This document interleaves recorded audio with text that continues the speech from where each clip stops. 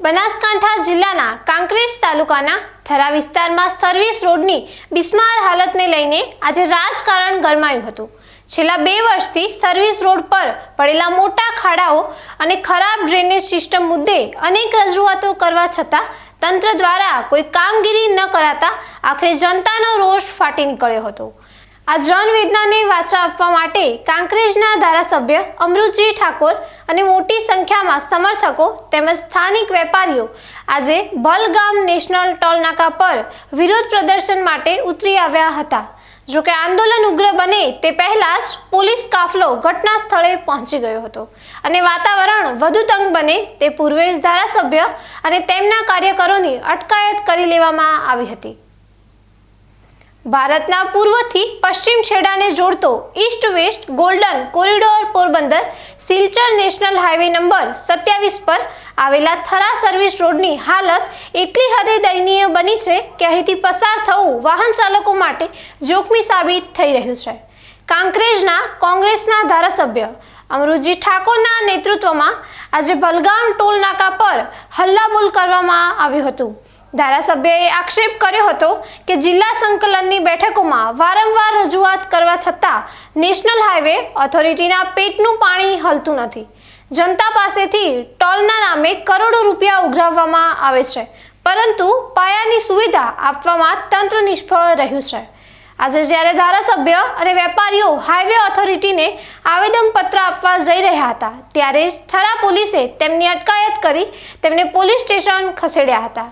આ મામલે national highway authority અને સ્થાનિક આગેવાનોએ શું કહ્યું તે સાંભળીએ। અમે 1 વાગે બલગામ ટોલ પ્લાઝા ઉપર જે થરા સર્વિસ રોડને નેશનલ હાઈવે એટલે કમાન એરિયામાં જે રોડ છે એમાં મસ્ત મોટા ખાડાઓ પડી જવાથી વારંવાર રજૂઆત કરવા છતાં કોઈ યોગ્ય નિવારણ ન આવતા છેલ્લા એકાદ અઠવાડિયામાં થરાના વેપારી મિત્રો પણ અમુક મને મળીને રજૂઆત કરી ત્યારે થરા ટોલ પ્લાઝા પર અમે ધરણાનો કાર્યક્રમ યોજવામાં આવ્યો હતો। ત્યાંથી લગભગ 500થી વધુ કાર્યકરો આગેવાન સાથે અમારી અટકાયત કરવામાં આવી હતી। અમે ટોલ પ્રોજેક્ટ મેનેજરને આવેદનપત્ર આપ્યું છે।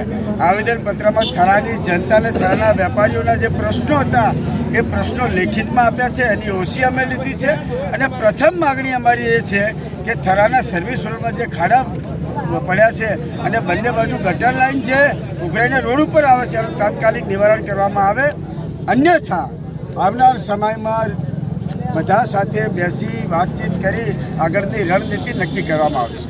साहब हाईवे अथॉरिटी द्वारा दर वक्त देखते हैं क्या होता है क्या नहीं होता है, नहीं तो फिर हम रोड पे उतरेंगे, फिर उनको बुलाएंगे, हम बैठेंगे नहीं। जनता की जो बात है और जनता की बात कोई सुनेगा नहीं, ऐसा नहीं चलेगा। उन लोगों ने हमें आश्वस्त किया है कि सर हम जितने जल्द ये खड्डे वाली जो बात है उसको पूर्ण करेंगे। જે ધારા કાર્યક્રમ રાખ્યો કોંગ્રેસ અમૃતભાઈ ઠાકોર સાહેબે તેમાં 500થી વધારે કાર્યકરો જોડાણા, બધા સમાજના બધા વેપારી સુધી જે થરામાં 2 સર્વિસ રોડ તૂટેલા પડ્યા છે 2 વર્ષથી, પણ આ તંત્ર અને NHI કોઈ ધ્યાન દોરતું નથી કે કંપની એજન્સી ધ્યાન દોરતી નથી।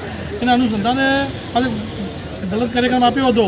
જો આ 2 સર્વિસ રોડ બનાવવામાં નહીં આવે કે હાઈવેના ખાડા પૂરવામાં નહીં આવે તો આગળના સમયમાં આજે ધારાસભ્યશ્રી ચીમકી ઉસારી છે કે અમે આવનારા સમયે મોટું આંદોલન કરીશું, તાલુકાની પડદા રોડ પર લાવીશું અને આ પ્રશ્ન અમે સોર્ટ આઉટ કરીશું।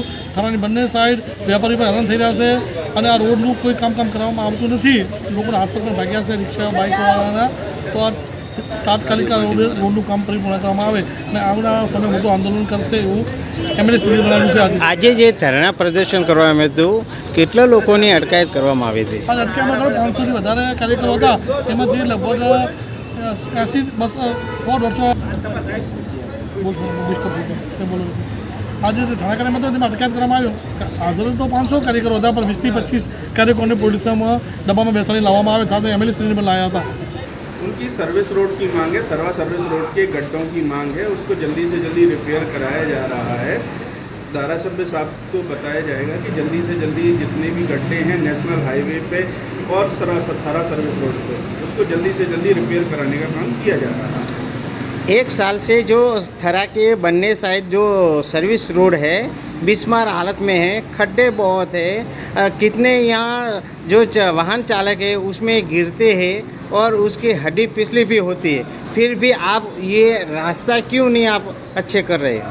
वो जल्दी से जल्दी रिपेयर कई बार करा चुके हैं और जल्दी से जल्दी और उसको जल्दी रिपेयर कराने का सिस्टम चल रहा है। उसका ड्रेनेज सिस्टम जो है वो ब्लॉकेज हो चुका है पूरा, उसको नया डिसमेंटल करके नया बनाना है।